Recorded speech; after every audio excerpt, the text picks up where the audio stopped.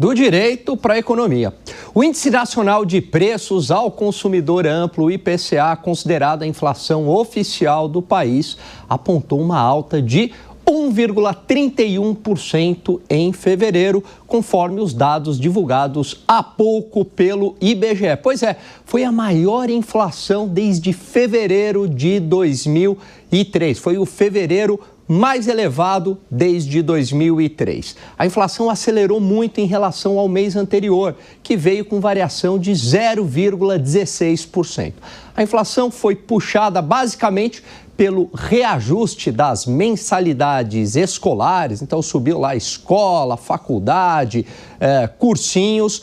Alimento, embora os alimentos perderam um pouco de força em relação ao mês anterior, ou seja, não é que teve queda de preço, mas houve uma inflação menor, desacelerou a inflação, mas continua bastante pressionada, principalmente pela alta do ovo e do café. Houve também uma série de reajustes da tarifa de ônibus, o ônibus urbano. Então, acabou também pressionando a inflação em diversas capitais.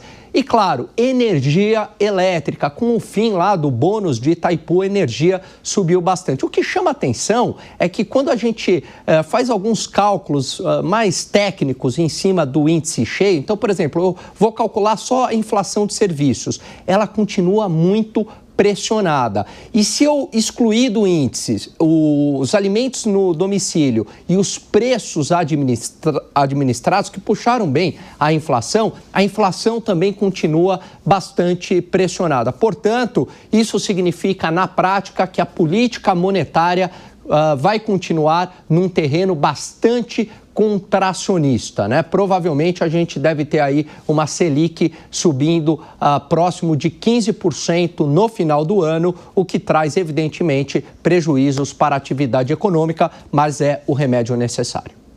E a gente volta a conversar com a Deise Ciocari, também nossa comentarista nessa manhã. Ô Deise, a partir desses números que o Gani está trazendo aí, acho que é um indício ou um indicativo de que a inflação continua sendo uma preocupação para o governo federal, não?